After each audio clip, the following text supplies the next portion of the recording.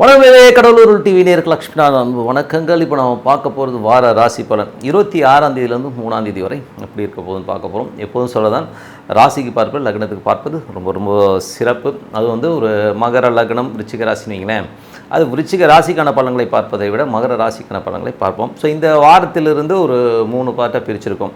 First பார்த்திங்கன்னா உங்களுக்கு பொது பலன்கள் மாதிரி ஜென்ரலாக இப்போ மற்றவங்களுக்கு எனக்கு ராசி லக்னம்லாம் தெரியாது, சாதாரண ஒரு ராசி பலனாக இருக்கும். அதுக்கப்புறம் தசா புத்திகள், உங்களுடைய என்ன தசா புத்தி அந்தரங்கள் இருக்கோ ஸோ அது பிரகாரம் ஒரு பலன்கள் வரும். கடைசியாக ஒரு டிப் ஆஃப் த வீக்ங்கிற ஒரு விஷயத்தை கண்டிப்பாக பண்ணியிருப்போங்க. ஸோ இந்த மாதிரி ஒரு 3 ஸ்லாட்டில் தான் இந்த விஷயங்கள் போகும். ஸோ கண்டிப்பாக எல்லோருமே பாருங்கள், மறக்காமல் டிப் ஆஃப் த வீக் இந்த வாட்டி கண்டிப்பாக பாருங்கள். ரிஷபராசி. ஸோ ரிஷபராசிக்கு எப்படி இருக்கணும் பார்ப்போம். ஸோ உங்களது ராசி அதிபதி சுக்கிரன் 9ல் இருக்கார். ஸோ 9ல் இருக்கும்போது என்ன மாதிரி விஷயங்கள்லாம் இருக்கும், அதுவும் சந்திரனுடைய விஷயம் நிறைய பிரயாணம் பண்ணுறதுக்கான வாய்ப்புகள் நிறைய பேருக்கு இருக்குங்க. ஸோ உங்களுக்கு நிறைய பிரயாணங்கள், வேலை சம்பந்தமான விஷயம், நிறைய பிரயாணங்கள் ஏற்படுவதற்கான வாய்ப்புகள், புதிய ஒப்பந்தங்கள்லாம் கிடைக்கிறதுக்கான வாய்ப்புலாம் ரொம்ப சிறப்பாக இருக்குது. ஸோ அது ஒரு நல்ல விஷயம் தாங்க. அதுக்கப்புறம் உங்களது 2ஆம் அதிபதி புதன். ஸோ 2 மற்றும் 5ஆம் அதிபதி புதன் பார்த்திங்கன்னா உங்களுக்கு 10ல் இருக்குது. ஸோ 10ல் இருக்கும்போது என்ன மாதிரி விஷயங்கள் 2, 5, 10 போது நிறைய தொழில் ரீதியான விஷயங்களும் நிறைய முயற்சிகள் பண்ணுவீங்க. பணம் சம்மந்தமான விஷயம் கொஞ்சம் மகளக்கால் வைக்கிறதுக்கான வாய்ப்புகள் கொஞ்சம் ஜாக்கிரதையாக இருக்கும். ஏன்னா 5ங்கிறது 10க்கு 8ஆக இருக்கிறதுனால தொழில் ரீதியான விஷயம் நிறைய ஒப்பந்தங்கள் கிடைச்சாலும் குடும்பத்திற்காக சில விஷயங்கள் பண்ண நேர்ந்தாலும் ஜாக்கிரதையாக பண்ணுங்கள். காரணம், நம்ம ஏதாச்சும் ஒரு பெரிய விஷயம் கிடைக்கும், பெரிய லாபம் கிடைக்கும்னு சொல்லிட்டு நம்ம ஏதாச்சும் இறங்க போனோம்னா அதனால் நம்ம கொஞ்சம் ஸ்ட்ரெஸ்ஸை ஏற்படுத்தும். தொழிலில் கொஞ்சம் ஸ்ட்ரெஸ் வருவதற்கான வாய்ப்பு இருக்கனால கொஞ்சம் கவனமாக இருக்கணுங்க. ஸோ அது கொஞ்சம் பார்த்து நடந்துக்கணும். குழந்தைகள் விஷயங்கள்லாம் ரொம்ப நல்லா இருக்குங்க. ஸோ அதெல்லாமே ரொம்ப சிறப்பு தான். குழந்தைகள் சார்ந்த விஷயங்கள்லாம் நல்ல ஒரு அற்புதமாகவும் ரொம்ப சிறப்பாகவும், ஏன்னா அது 11ஆம் அதிபதி லாபத்தில் இருக்கிறதுனால ஒரு நல்ல லாபங்களை கொடுத்துருன்றது தான் உண்மையான விஷயம். குடும்பத்திற்கு தேவையான பணம் வருதுனாலும் ஓவர் ரிஸ்க் எடுக்காதீங்கிறது தான் நம்ம சொல்கிற வராது. ஸோ அதெல்லாம் கொஞ்சம் பார்த்து நடந்துங்க. அதுக்கப்புறம் இந்த மாதிரி விஷயங்களும் போது ஏன்னா அந்த நட்சத்திர சாரம் 11ல் இருக்க சூப்பர், ஆனால் அந்த சந்தர்ப்பங்கள் இருக்கிற கிரக நிலையில் அது 10ல் இருக்கும்போது அது உங்களுக்கு கொஞ்சம் அந்த தொழில் ரீதியான விஷயம் மட்டும் கவனமாக இருக்கணுங்கிறது தான் உண்மையான விஷயம். மற்றபடி உங்களுக்கு 3ஆம் அதிபதி பார்த்திங்கன்னா 4ல் இருக்கும்போது நிறைய முதல் ஒரு திங்கட்கிழமை அன்றைக்கி கொஞ்சம் அந்த சொத்துக்கள் சார்ந்த விஷயங்கள், தாயார் சம்மந்தமான கொஞ்சம் சின்ன கருத்து பேதங்கள் வருவதற்கான வாய்ப்பு தான் இருக்கும். ஸோ வண்டி வாகனம் ஏதாவது விற்பனை செய்யணுன்றக்கும் கண்டிப்பாக நடப்பதற்கான ரொம்ப சிறப்பாக இருக்கும். மற்றபடி குழந்தைகள் சார்ந்த விஷயங்கள், ஸோ குழந்தைகள் சார்ந்த விஷயங்கள்லாம் ரொம்ப சிறப்பான விஷயங்களாக நல்லபடியாக நடக்குங்க. ஸோ அதுவுமே ரொம்ப சிறப்பான விஷயங்கள். அதுக்கப்புறம் பார்க்கும்போது உங்களுடைய 5ஆம் அதிபதி புதன் பார்த்திங்கன்னா 10ல் இருக்கும்போது நல்ல லாபங்கள், குழந்தைகளோட வளர்ச்சிகள், குழந்தைகளோட விஷயங்கள், ஆன்மீக சுற்றுலா பயணங்கள், ஆன்மீக பயணங்கள் மேற்கொள்வதற்கான வாய்ப்புலாம் ரொம்ப சிறப்பாக இருக்குது. ஸோ அது ஒரு நல்ல விஷயங்கள் தான்.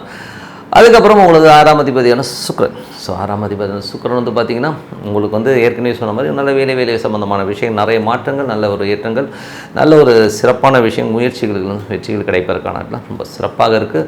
கடன் சம்பந்தமான விஷயம் கொஞ்சம் ஜாக்கிரதையாக இருக்கணும். ஸோ கடன்கள் சில பேருக்கு தொழில் ரீதியான விஷயங்களுக்கு கொஞ்சம் வாங்குறதுக்கான வாய்ப்புகள் இருக்கவே இருக்குது. ஸோ அதில் கொஞ்சம் பார்த்து இருந்துக்கணும். அதுக்கப்புறம் பார்த்தீங்கன்னா கொஞ்சம் பிரயாணங்கள் நிறைய இருக்கும். வேலையில் நிறைய பிரயாணங்கள் மேற்கொள்வதற்கான வாய்ப்புகளும் நிறைய இருக்குது. ஸோ கொஞ்சம் அலைச்சல் இருந்தாலும் எல்லாமே ஆக்கப்பூர்வமாக ரொம்ப சிறப்பாக இருக்குன்றது தான் உண்மையான விஷயம். 7ஆம் அதிபதியான செவ்வாய். ஸோ 7ஆம் அதிபதியான செவ்வாய் 9ல் அதுவும் சந்திரனுடைய சாரத்தில் இருக்கும்போது திரும்ப சார்ந்த விஷயத்துக்காக கொஞ்சம் பிரயாணங்கள் மேற்கொள்வதற்கான வாய்ப்பு, பொண்ணு பார்க்குறதோ மாதிரி விஷயங்கள் பிரயாணம் பண்ணுவதற்கான வாய்ப்புகள், பார்ட்னர்ஷிப் சம்மந்தமான விஷயங்கள், பிரயாணங்கள் மேற்கொள்வதற்கான வாய்ப்பு ரொம்ப சிறப்பாக இருக்குது. 8ஆம் அதிபதியான குரு. ஸோ 8ஆம் அதிபதியான குரு பார்த்திங்கன்னா உங்களுக்கு 12ல் இருந்து சுக்கிரனுடைய சாரத்தில் போகும்பொழுது நிறைய விஷயங்கள், அதாவது என்னென்னா 8ஆம் அதிபதி 11னாலும் இது 12ல் இருக்கும்போது கொஞ்சம் ஜாக்கிரதையாக இருக்கணும். பிரயாணங்கள் நிறைய பார்த்து நடந்துக்கணும். வேலை விஷயங்கள் ரொம்ப கவனமாக இருக்க வேண்டிய ஒரு விஷயம். ஏன்னா அது 8ஆம் அதிபதி 12ல் இருக்கும்போது தூக்கம் இருக்காது நிறைய பேருக்கு. ஸோ நிறைய தூக்கும்போது ஐயோ என்ன பண்ண போனோம் ஏது பண்ணோம் சின்னதாக ஒரு ஸ்ட்ரெஸ் இருக்கிறதுக்கான வாய்ப்புகள்லாம் இருக்குது. அதுவும் வேலை சம்மந்தமான விஷயங்கள் சின்னதாக ஒரு ஸ்ட்ரெஸ் போக முடியும். மற்றபடி கடன் வாங்கியிருந்தாலும் ஐயோ இந்த கடனை எப்படி அடைக்க போகிறோங்கிற மாதிரியான விஷயங்கள் இருக்கத்தான் செய்யும். ஸோ அதுக்கு நல்ல ஒரு பிரார்த்தனை தான். ஸோ என்னை பொறுத்தவரை பிரார்த்தனை பண்ணும்போது இதில் தான் கொஞ்சம் ரிலீஃப் கிடைக்கிறதுக்கான வாய்ப்பாக இருக்குது. 9ஆம் அதிபதி 10ல் இருக்குது. 9ஆம் அதிபதி 10ல் இருக்கும்பொழுது நல்ல பிரயாணங்களால் நல்ல லாபங்கள், வெளிநாட்டில் இருக்கவங்களுக்கு ஒரு பெருத்த லாபங்கள் எழுதி தருவதற்கான வாய்ப்புகள் நிறைய இருக்குது. ஸோ அது ரொம்ப சிறப்பான விஷயங்கள் தான். 10ல் கிட்டத்தட்ட பார்த்திங்கன்னா சனி ஆட்சி பலத்தோடு இருக்கிறது. அதுவும் பார்த்திங்கன்னா 11 ராகுடைய சாரத்தில் போகும்போது நல்ல லாபங்களை தருவதற்கான தொழில் நல்ல மென்மைகள் தருவதற்கான வாய்ப்புலாம் ரொம்ப சிறப்பாக இருக்குது. நல்ல ஒரு வளர்ச்சிகள் நல்ல ஒரு வெற்றிகள் கிடைப்பதற்கான வாய்ப்பு ரொம்ப சிறப்பாக இருக்குங்க. 11ஆம் அதிபதி உங்களுக்கு வந்து 12இல் இருக்குது, அதுவும் 8ஆம் அதிபதியாக இருக்கும்போது கொஞ்சம் கவனமாக இருக்கணும். நண்பர்கள் சார்ந்த விஷயங்களை கொஞ்சம் கவனமாக இருக்கணும். நண்பர்கள் வந்து நிறைய அது பண்ணுறேன் இது பண்ண சொல்லி பெரும் பணம் சம்மந்தமான விஷயங்கள் நண்பர்களோட டீல் பண்ணும்போது ரொம்ப கேர்ஃபுல்லாக இருக்க வேண்டிய ஒரு காலகட்டங்க. அதுக்கப்புறம் என்னங்க உங்களுக்கு 12ஆம் அதிபதி செவ்வாய். ஸோ 12ஆம் அதிபதி செவ்வாய் வந்து உங்களுக்கு வந்து 9இல் இருக்கின்றது ஒரு காலகட்டத்தில் வந்து பார்த்திங்கன்னா நிறைய பிரயாணங்கள் நல்ல லாபங்கள் கிடைக்கிறதுக்கான வாய்ப்புலாம் சிறப்பாக இருக்குங்க. ஸோ நல்ல விஷயங்கள் நல்ல மாற்றங்களாக இருக்குன்னா நல்ல ஒரு வழிபாடு தேவை. இப்போ வந்து நம்ம பார்க்க போகிறது தசாபுத்தி பலன்கள். ஸோ தசாபுத்தி பலன்களில் வந்து பார்த்தோம்னா யாருக்கெல்லாம் ரிஷப லக்னம் சூரிய தசா புத்தி அந்தரங்கள் நடக்குதோ ஸோ அவங்களுக்கு எப்படி இருக்குன்னு பார்ப்போம். ஸோ அவங்களுக்கு வந்து பார்த்திங்கன்னா உங்களுக்கு வந்து 4ஆம் அதிபதியான சூரியன் வந்து 10இல் இருக்கின்ற ஒரு காலகட்டம். ஸோ 10இல் வந்து பார்த்திங்கன்னா அதுவும் ராகுடைய சாரத்தில் போகும்போது நல்ல லாபங்களை எள்ளி தருவதற்கான வாய்ப்புலாம் நல்லா இருக்குது. சொத்துக்கள் சார்ந்த விஷயங்கள்லாம் ரொம்ப சிறப்பாக இருக்கும். அதில் வந்து நல்ல ஏற்றங்கள் நல்ல லாபங்கள் வருவதற்கான வாய்ப்புலாம் ரொம்ப சிறப்பாக இருக்குது. ஸோ தொழில் ரீதியான விஷயங்களும் நல்ல லாபங்கள் எள்ளி தருவதற்கான வாய்ப்புலாம் ரொம்ப நல்லாவே இருக்குது. அதுக்கப்புறம் பார்க்கும்போது உங்களது சந்திரன் தசாபுத்தி அந்தரம் நடக்கும்போது முதல் திங்கள் செவ்வாயெல்லாம் வந்து பார்த்தா வீடுகள் சம்பந்தமான விஷயங்களில் வந்து நல்ல முனைப்பாக இருக்கும். புதிய வாகனங்கள் வாங்குவதற்கான வாய்ப்புகள் சில பேருக்கு அமைவதற்கான வாய்ப்புகள் ரொம்ப சிறப்பாக இருக்குது. அம்மா கிட்ட சின்ன ஒரு அப்படி இப்படி சின்ன கடினமாக நடந்துக்கிட்டாலும் அதுக்கப்புறம் எல்லாமே சரியாகிறதுக்கான வாய்ப்புலாம் ரொம்ப நல்லா இருக்குங்க. அதுக்கப்புறம் 5ஆம் புதன் வியாழனில் வந்து நல்ல ஏற்றங்கள் நல்ல மாற்றங்கள் குழந்தைகள் சம்பந்தமான விஷயங்கள் ஆன்மீக சம்பந்தமான விஷயங்கள் ஈடுபாடுகள் இருக்கும். கலைஞர்களுக்கு வந்து நல்ல ஒரு ஆக்கப்பூர்வமான விஷயங்கள் நடப்பதற்கான வாய்ப்புலாம் ரொம்ப சிறப்பாக இருக்குது. அதுக்கப்புறம் திருமணம் சார்ந்த விஷயங்கள் ஒப்பந்தங்கள் வெளி வட்டார பழக்க வழக்கங்கள் நல்ல ஒரு முன்னேற்றங்கள் புகழ் ஏற்படுவதற்கான வாய்ப்புலாம் ரொம்ப சிறப்பாக இருக்குங்க. இது வந்து சந்திர தசாபுத்தி அந்தரம் நடக்கணும் கண்டிப்பாக நடக்குங்க. இப்போ வந்து பார்த்திங்கன்னா ரிஷப லக்னம் செவ்வாய் தசாபுத்தி அந்தரம் நடக்கிறவங்களுக்கு எப்படி இருக்குன்னு பார்ப்போம். ஸோ செவ்வாய் தசாபுத்தி அந்தரம் உங்களுக்கு வந்து 1 7ஆம் அதிபதி அதாவது வந்து 12 7ஆம் அதிபதி வந்து 9இல் இருக்கின்ற ஒரு காலகட்டங்கள். ஸோ இது வந்து பார்த்திங்கன்னா திருமணம் சார்ந்த உறவுக்காக கொஞ்சம் பிரயாணங்கள் மேற்கொள்வது புதிய பார்ட்னர்ஷிப் சம்மந்தமான விஷயங்களை வந்து ஒரு பிரயாணங்கள் மேற்கொள்வதற்கான வாய்ப்புலாம் நிறைய இருக்குது. ஸோ இது வந்து சந்திரனுடைய சார் நிறைய அலைச்சல்கள் இருந்தாலும் புதிய ஒப்பந்தங்கள் ஏற்படுவதற்கான வாய்ப்புகள்லாம் ரொம்ப சிறப்பாக இருக்குங்க. ஸோ இது வந்து ரொம்ப நல்ல விஷயங்கள் தான். அதுவும் உச்சமாக இருக்கும்போது சந்திரன் வந்து போகின்ற காலத்தில் நல்ல விஷயங்கள் நடக்கும். திருமணம் சார்ந்த விஷயங்களாக இருக்கட்டும் வேலை சம்பந்தமான விஷயம் நல்ல மாற்றங்கள் நல்ல ஏற்றங்கள் கிடைப்பதற்கான விடம் ரொம்ப சிறப்பாக இருக்குங்கிறது உண்மையான விஷயம். அதுக்கப்புறம் யாரெல்லாம் ரிஷப லக்னமாக இருந்து ராகு தசா புத்தி அந்தரங்கள் நடக்கிறவங்க இப்படி இருக்கணும் போது 11இல் உள்ள ராகு உங்களுக்கு வந்து 2 5 11 மற்றும் 10இல் இருக்கும்போது தொழில் ரீதியான விஷயம் நல்ல ஏற்றங்கள் இருந்தாலும் தொழில் கொஞ்சம் கவனம் தேவை. ஏன்னா வந்து அது 5 மற்றும் 10 9 தொழில் கவனம் தேவை. ஸோ மாமியார் வீடு போய் சாப்பிடும்போது போகும்போது கொஞ்சம் பார்த்து நடக்க வேண்டிய ஒரு காலகட்டங்கள் தான். பட் லாபம் கிடைக்கணும் நல்ல லாபங்கள் கண்டிப்பாக கிடைக்குங்க. நல்ல ஏற்றங்கள் கிடைப்பதற்கான வாய்ப்பு நல்லாயிருக்கு. சில பேருக்கு வந்து ஆன்மீக சுற்றுலா செல்வதற்கான வாய்ப்புகள் நல்லாவே இருக்குது. ஸோ அதெல்லாம் ஆன்மீக பயணங்கள் நல்ல ஒரு புண்ணிய கஷேத்திரங்கள் பிரயாணங்கள் கலைஞர்களுக்கு வந்து நல்ல ஏற்றம் நல்ல லாபங்கள் வருவதற்கான வாய்ப்பு ரொம்ப சிறப்பாக இருக்குங்க. அப்புறம் ரிஷப லக்னமாக இருந்து குரு தசா புத்தி அந்தரங்கள் நடக்கிறவங்க எப்படி இருக்குன்னு பார்ப்போம். ஸோ குரு வந்து பார்த்திங்கன்னா உங்களுக்கு வந்து 8 மற்றும் 11ஆம் அதிபதி 12இலிருந்து சுக்கிரனுடைய சாரத்தில் போகின்ற காலகட்டங்கள் என்ன மாதிரி விஷயங்கள் இருக்கும். 8 12 போதே கொஞ்சம் வெளி பிரயாணங்களில் ரொம்ப கவனம் தேவைங்க. ஸோ பிரயாணங்களில் வந்து ஏதாச்சும் ஒரு ஸ்ட்ரெஸ் டென்ஷன்ஸ் வருவதற்கான வாய்ப்புகள் ரொம்ப கவனமாக இருக்கணும். பெரும் பணம் டீல் பண்ணும்போது கொஞ்சம் கேர்ஃபுல்லாக இருக்கணும். நண்பர்கள் விஷயங்களையும் கொஞ்சம் கேர்ஃபுல்லாக இருக்க வேண்டிய ஒரு விஷயங்கள் தான். வேலைகளில் வந்து நல்ல லாபங்கள் வர மாதிரி ஒரு மாயை தூண்டி நம்மளை ஏதாவது கவுத்து விட மாதிரி இருக்கணும். கொஞ்சம் புதிய வேலைகளில் சேரும்போதும் கொஞ்சம் கவனமாக இருக்க வேண்டிய ஒரு காலகட்டம் தாங்க. இது வந்து ரிஷப லக்னம் குரு தசாபுத்தி அந்த நடக்கும் கண்டிப்பாக நடப்புறவங்க கொஞ்சம் கவனமாக இருக்கணுங்க. அதுக்கப்புறம் ரிஷப லக்னம் சனி தசாபுத்தி அந்தரங்கள் எப்படி இருக்குன்னு பார்ப்போம். சனியில் வந்து பார்த்திங்கன்னா உங்களுக்கு வந்து 9 மற்றும் 10ஆம் அதிபதி சனி வந்து 10இல் வந்து ஆட்சி பலத்தோடு இருக்குது. அதுவும் 11ஆம் அதிபதியுடைய சாரத்தில் போகும் பெரிய லாபங்கள் எள்ளி தருவதற்கான வாய்ப்பும் ரொம்ப சிறப்பாக இருக்குங்க. ஸோ இது வந்து ஒரு நல்ல ஏற்றம் நல்ல லாபங்கள் எள்ளி தருவதற்கான வாய்ப்பும் தொழில் ரீதியான விஷயங்களுக்கு பிரயாணங்கள் வெளிநாட்டில் இருக்கவங்களுக்குலாம் வந்து பெரிய லாபங்கள் எள்ளி தருவதற்கான வாய்ப்பு தொழிலில் வந்து நல்ல ஒரு மாற்றங்கள் புதிய ஒப்பந்தங்கள் கிடைக்கிறதுக்கான வாய்ப்பு ரொம்ப சிறப்பாக இருக்குங்க. நல்ல விஷயங்கள் தாங்க. எல்லாமே வெற்றி அமைங்க. ஸோ அது ஒரு பெரிய ப்ளஸ்ஸு.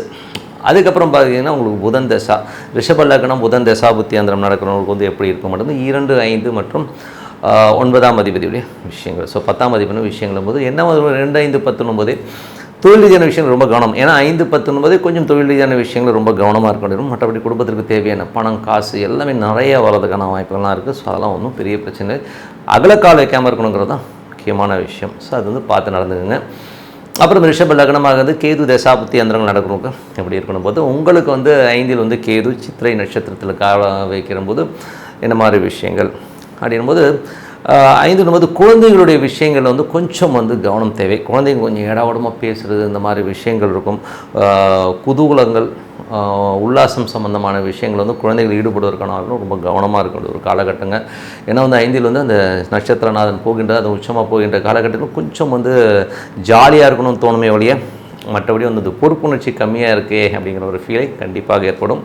அதுக்கப்புறம் வந்து யாருக்கெல்லாம் குழந்தை இல்லாதவருக்கு வந்து இப்போ ட்ரீட்மெண்ட் எடுக்கும்போது கண்டிப்பாக குழந்தை பிறப்பதற்கான வாய்ப்புலாம் ரொம்ப நல்லா இருக்குங்க.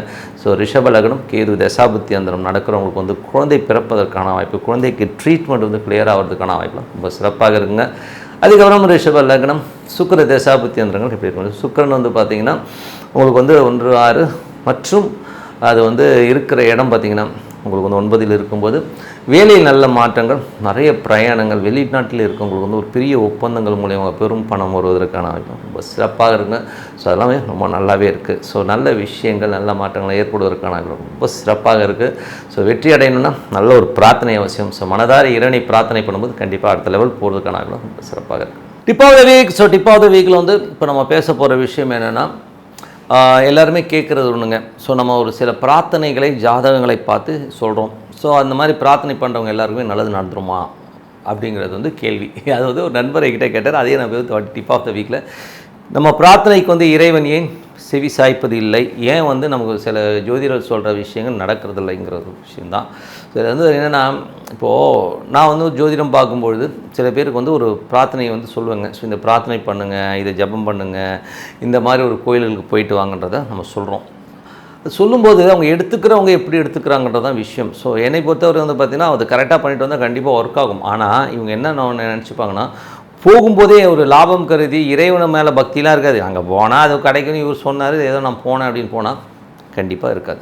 மனதார இறைவனை பிரார்த்தனை பண்ணணும் இல்லைங்களா? இப்போ வந்து ஒன்றும் இல்லை, ஒருத்தர் வந்து ஓம் நமோ நாராயணான்னு சொல்லி ஜபம் பண்ண சொல்லும் போது சாமி சொல்லிட்டு ஓம் நாராயணா சும்மா சொன்னார்னா ஒன்றுமே கிடையாது. இறைவனை உள்நிறுத்தி அந்த இறைவன் உள்ளுக்குள்ளே இருக்கிறார் அப்படின்னு ஃபீல் பண்ணி பண்ணும்போது தான் அதோடைய விஷயங்கள்லாம் அற்புதமாக இருக்கும். அப்படி இருக்கும்போது ஏதோ நான் வாய்க்கு வந்தது ஏதோ சொல்லுவேன் அப்படின்னு சொல்கிறதுல வந்து என்னங்க இருக்குது? ஸோ அதுக்கு வந்து ஒரு சின்ன உதாரண கதை ஒன்று இருக்குது. ஒரு ஊருங்க. ஸோ அந்த ஊரில் வந்து பார்த்திங்கன்னா ரொம்ப நாளாக மழை இல்லை. ஸோ மழை இல்லைன்னும் போது சாமியை வந்து குறி கேட்கலான்னு சொல்லிட்டு குறி கேட்குறாங்க. அந்த கோயிலில் வந்து சாமி வந்து குறி சொல்கிறதுங்க. ஸோ என்ன சொல்லுதுன்னா, நீங்கள் நாளைக்கு சாயங்காலம் 6 மணிலேருந்து நல்லா மழை அடிக்கும், வந்துடுங்க, கண்டிப்பாக மழை அடிக்கும்னு சொல்லிட்டு சாமி போயிடுதுங்க. இவங்களும் வந்து நாளைக்கு வந்து 6 மணிக்கு வந்து மழை வந்துடும் சொல்லிட்டு எல்லாம் கும்பலாக வந்து 6 மணிக்கு வந்து கோயிலில் போய் நிற்கிறாங்க. மழையே வரலைங்க. ஸோ உடனே வந்து சாமி வந்து பொய் சொல்லிடுச்சு, சாமி வந்து நமக்கு தரலை அப்படின்னு எல்லாருமே பிணத்த ஆரம்பிச்சிட்டாங்க. ஸோ என்னடா அது இப்படி இருக்குது, என்னது இது அப்படின்னு சொல்லி எல்லோரும் வந்து ஆச்சரியமாக பார்க்கும்போது சரி திருப்பி குறிக்க பண்ணோன்னு சாமி ஆடிக்கிட்டு சாமி வந்துடுது உள்ள. சாமி ஆடும்போது கேட்குறாங்க, என்ன சாமி நேற்று வந்து வரும்னு சொன்னியா இப்போ வரலையேன்னும் போது அப்போ சாமி சொல்லிச்சான், எத்தனை பேர் என்னை நம்பினீங்கடா, நான் வந்து மழை வரும்னு சொன்னேன், இதில் வந்தவன் ஊர் மக்களில் எவன்ட்டையாச்சும் கொடை இருக்கா, எவனும் வந்து என்னை நம்பலை, மழை வரணும் நீ நம்பலை, இந்த கூட்டத்துலேயே வந்து ஒரே ஒரு குட்டி பையன் மட்டும்தான் ஒரு கொடையை கொண்டாந்தான், மற்றவங்களாம் வந்து கை வீசிட்டு வந்து என்னத்த நடக்குது பார்க்கலாம், மழை பெய்தா பார்க்கலாம், ஒரு நம்பிக்கை இல்லாதவன் உனக்குலாம் எதுக்கு மழைன்னு கேட்டுச்சான் சாமி. அதனால் ஒரு நம்பிக்கைங்க, ஒரு விஷயத்தை வந்து ஒரு 100%, 300%, 500%, 1000% நம்பிக்கையோட நம்ம வந்து பிரார்த்தனை பண்ணாது. இப்போ ஆவாகம் பண்ணுறாங்க, ஓமம் வளர்க்குறாங்க இல்லையா, ஓமம் வளர்த்து எதுக்கு ஓமம் வளர்க்குறாங்க, ஓமம் வளர்க்குறது அந்த இது வைக்கிறாங்க இல்லையா, கலசம்லாம் வச்சு பூஜை பண்ணுறாங்க. என்ன பண்ணுறாங்க, அதில் இறைவனை அங்கே கொண்டு வந்து அனுஷ்டிக்கிறாங்க. அதுதான் விஷயம், வேறு ஒன்றுமே கிடையாது. அங்கே வந்து இறைவன் இருக்கிறார், இங்கே வந்து இந்த சாமி இருக்குது, இதை வந்து நாங்கள் இங்கே கொண்டு வரோம், கணபதி ஓம்னா கணபதி அங்கே கொண்டு வரோம், விஷ்ணுனா விஷ்ணுவை கொண்டு வரோம், மகாலட்சுமினா மகாலட்சுமியை கொண்டு வரோம்னு அர்த்தம்.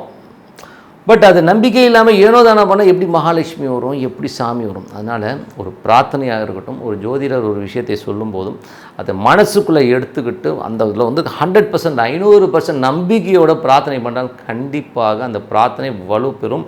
அது மட்டும் இல்லாமல் உடனே கிடைக்காது. எல்லாருமே வந்து ஒரு இங்கிலீஷ் மெடிசன் மாதிரி அலோபதி ஜுரம் வந்துச்சு உடனே ஒரு மாத்திரை போட்டேன் கப்புன்னு அந்த ஜுரம் போயிடுச்சுன்னு சொல்லும், அந்த மாதிரி கிடையாதுங்க.